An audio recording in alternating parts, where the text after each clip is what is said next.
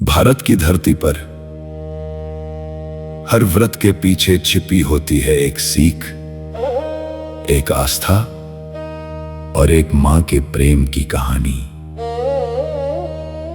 आज की कथा है ममता, पश्चाताप और आशीर्वाद की। यह है पोपाबाई की कथा। बहुत समय पहले एक गांव में एक स्त्री रहती थी जिसका नाम था पोपाबाई। वो स्वभाव से सरल थी, घर परिवार में खुशहाल जीवन था और उसके कई बच्चे थे।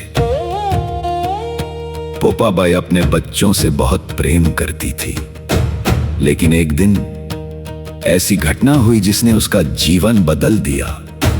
कार्तिक महीने की अष्टमी का दिन था। गांव की सभी स्त्रियां घर लीपने के लिए मिट्टी लेने जंगल की ओर गईं। पोपाबाई भी उनके साथ गई। वह जल्दी जल्दी मिट्टी खोद रही थी कि तभी उसकी कुदाल अनजाने में एक छोटे जीव के बच्चे पर लग गई। कहते हैं वह स्याऊ माता के बच्चे थे। जैसे ही वह घायल हुआ, वातावरण भारी हो गया और तभी वहां एक दिव्य आवाज गूंजी, जिसने मेरे बच्चे को कष्ट दिया है उसे भी संतान का दुख सहना पड़ेगा।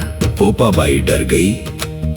वह बार बार क्षमा मांगने लगी, लेकिन समय बीतते ही उसके घर में दुख शुरू हो गए। उसके बच्चे बीमार रहने लगे, घर की खुशियां गायब हो गईं। हर तरफ चिंता और पीड़ा। तब गांव की बुजुर्ग महिलाओं ने कहा, तुम अहोई माता का व्रत करो, सच्चे मन से प्रार्थना करो, मां अवश्य दया करेंगी। उस दिन से पोपाबाई ने कठोर व्रत शुरू किया। सुबह से बिना जल के उपवास, दीवार पर अहोई माता का चित्र और संतान की रक्षा की प्रार्थना। हर रात वो रोते हुए कहती, हे माता, मुझसे भूल हुई, मेरे बच्चों को क्षमा कर दो। उसकी आंखों में आंसू थे, लेकिन मन में सच्चा पश्चाताप। कई वर्षों तक श्रद्धा और भक्ति करने के बाद एक रात पोपाबाई के स्वप्न में अहोई माता प्रकट हुई। माता ने कहा, हे पुत्री, तुम्हारा पश्चाताप सच्चा है। ममता और श्रद्धा से किया गया व्रत कभी व्यर्थ नहीं जाता। आज से तुम्हारी संतान सुरक्षित रहेगी और जो भी माँ सच्चे मन से ये व्रत करेगी, मैं उसके बच्चों की रक्षा करूंगी। सुबह होते ही पोपाबाई के घर का वातावरण बदल चुका था। बच्चे स्वस्थ होने लगे, घर में खुशियाँ लौट आई। और तभी से अहोई अष्टमी पर पोपाबाई की कथा सुनाने की परंपरा शुरू हुई।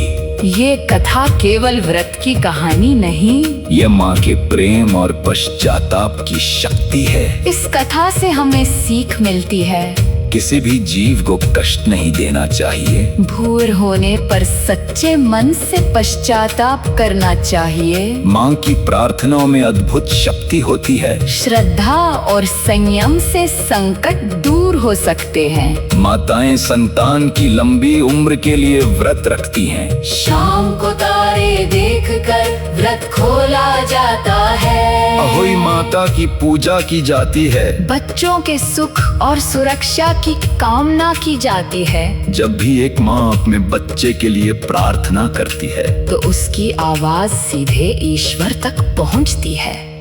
पोपाबाई की कथा हमें याद आती है कि ममता से बड़ा कोई तप नहीं, और माँ की दुआ से बड़ा कोई आशीर्वाद नहीं।